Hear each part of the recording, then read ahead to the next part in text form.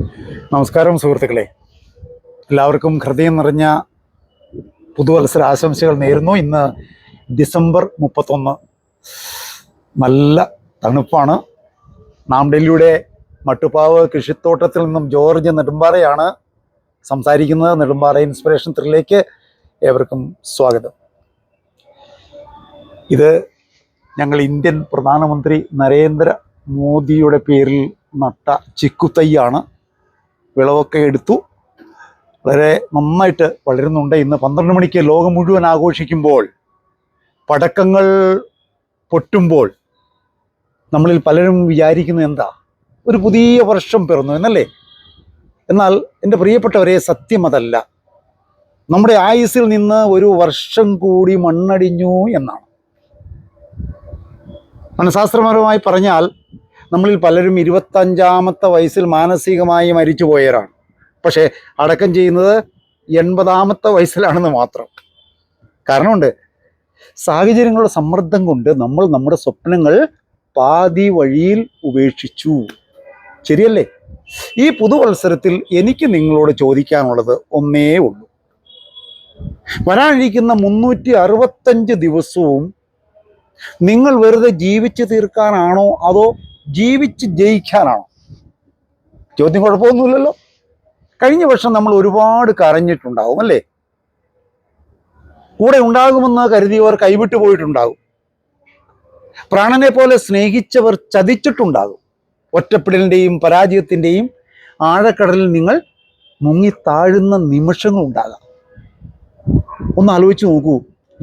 ആ വേദനകളിൽ തളർന്നിരിക്കാനാണോ പ്രകൃതി നിങ്ങളെ ഇവിടം വരെ എത്തിച്ചത്? പറയൂ.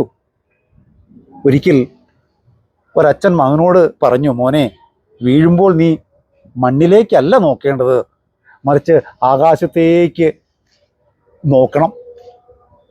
മലർന്നു വീണാൽ മാത്രമേ നിനക്ക് എഴുന്നേൽക്കാൻ, ആകാശം കാണാൻ പറ്റൂ.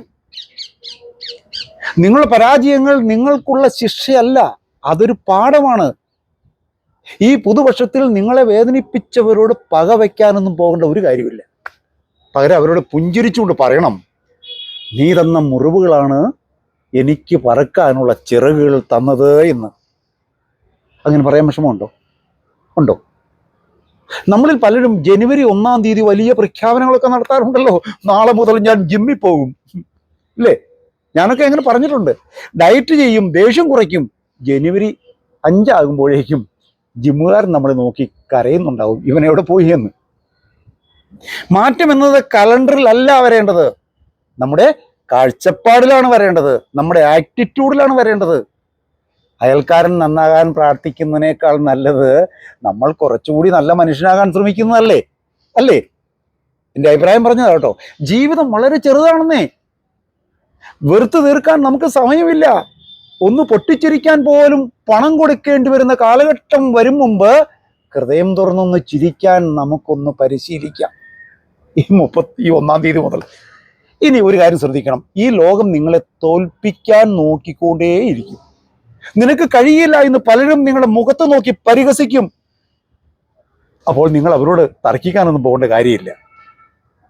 നിങ്ങളുടെ വിജയം കൊണ്ട് അവർക്ക് മറുപടി നൽകുക. റൈറ്റ്? ഞാനൊന്ന് ചോദിക്കട്ടെ, എന്തുകൊണ്ടാണ് സിംഹത്തെ കാട്ടിലെ രാജാവ് എന്ന് വിളിക്കുന്നത്? പറയൂ. കാട്ടിലെ ഏറ്റവും ഉയരമുള്ള മൃഗം ആയതുകൊണ്ടാണോ? അല്ല, സിംഹമല്ല ഏറ്റവും ഉയരമുള്ള മൃഗം, അത് ജിറാഫാണ്. ഏറ്റവും വലിയ മൃഗം ആനയാണ്. ഏറ്റവും ബുദ്ധിയുള്ളത് ആരാ? കുറുക്കനാണ്. ഏറ്റവും വേഗമുള്ളത് ചീറ്റപ്പുലിയാണ്. ഇതൊന്നും അല്ലാതിരുന്നിട്ടും സിംഹം എങ്ങനെ രാജാവായി? അതിൻ്റെ ഒരേ ഒരു രഹസ്യം അവൻ്റെ ആറ്റിറ്റ്യൂഡാണ്. ഒരു സിംഹം ഒരു വലിയ ആനയെ കാണുമ്പോൾ അവൻ്റെ ഉള്ളിൽ വരുന്ന ചിന്ത എന്താണെന്നറിയാമോ? എനിക്ക് ഇതിനെ വേട്ടയാടി തിന്നാൻ പറ്റും, ഐ ക്യാൻ ഈറ്റ് ഇറ്റ് എന്നാണ്. ഇത് സിംഹത്തിൻ്റെ ധാരണയാണ്. എന്നാൽ ഒരാന സിംഹത്തെ കാണുമ്പോൾ ചിന്തിക്കുന്നത് എന്താണെന്നറിയോ? ഇതൊരു വേട്ടക്കാരനാണ്, ഞാൻ തോറ്റുപോകുമെന്നാണ്. സിംഹത്തിൻ്റെ ആത്മവിശ്വാസം അവനെ രാജാവാക്കുന്നു. ആനയുടെ ഭയം അവനെ ഇരയാക്കുന്നു. ഇതാണ് ഈ പുതുവർഷത്തിൽ നിങ്ങൾക്കും വേണ്ട ആറ്റിറ്റ്യൂഡ്. നിങ്ങളുടെ മുന്നിലുള്ള പ്രശ്നം എത്ര വലുതായാലും, അത് പണമില്ലായ്മയാകട്ടെ തൊഴിലില്ലായ്മയാകട്ടെ, അതിനെ നോക്കി സിംഹത്തെ പോലെ കണ്ണിൽ കണ്ണ് നോക്കി പറയാൻ കഴിയണം, നീ എത്ര വലിയവനാണെങ്കിലും നിന്നെ വീഴ്ത്താൻ എനിക്ക് കഴിയും. ആ ഒരു കോൺഫിഡൻസ് ആണ് നമുക്ക് വേണ്ടത്. ഇന്നലെ നാം ഡൽഹിയിൽ സംഭവിച്ചത് അറിഞ്ഞോ?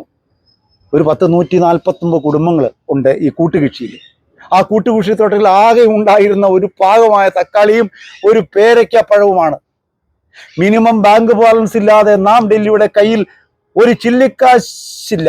വഴിയോരങ്ങളിൽ തണുത്ത് വിറച്ചു കിടക്കുന്ന തെരുവിൻ്റെ മക്കൾ, നമ്മുടെ സഹോദരങ്ങൾ കിടക്കുന്നു. ആത്മവിശ്വാസവും അധ്വാനവും മാത്രം കൈമുതലാക്കി ആ ഒരൊറ്റ തക്കാളിയും പേരയ്ക്കപ്പഴവും ഉപയോഗിച്ച് ലേലം വിളിച്ചു. സുമനസ്സുകൾ ഉണർന്നു.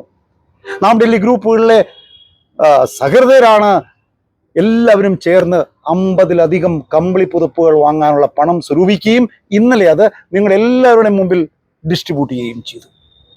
ഭാഗ്യം കൊണ്ട് മാത്രം ജയിക്കുന്നവനല്ല സിംഹം, തോൽക്കാൻ മനസ്സില്ലാത്തതുകൊണ്ട് മാത്രം ജയിക്കുന്നവനാണ് സിംഹം. മറ്റുള്ളവർ നിങ്ങളെ നോക്കി ഇരായി എന്ന് വിളിക്കുമ്പോൾ നിങ്ങളുടെ ഉള്ളിൽ സിംഹത്തെ ഉണർത്തണം കേട്ടോ. നിങ്ങളുടെ സ്വപ്നങ്ങൾക്കായി ഗർജിക്കണം. ഓർക്കുക, കാട്ടിൽ ഒരു രാജാവേ ഉള്ളൂ, ഒരേ ഒരു രാജാവേ ഉള്ളൂ. നിങ്ങളുടെ ജീവിതത്തിൽ അത് നിങ്ങളാണ്. ഈ കരുത്തോടെ, ഈ വീര്യത്തോടെ പുതിയ വർഷത്തിലേക്ക് നമുക്ക് നടന്നു കയറാം. എല്ലാ പ്രിയപ്പെട്ടവർക്കും ഒരിക്കൽ കൂടി പവർഫുൾ പുതുവത്സര ആശംസകൾ നേരുന്നു. നന്ദി, നമസ്കാരം.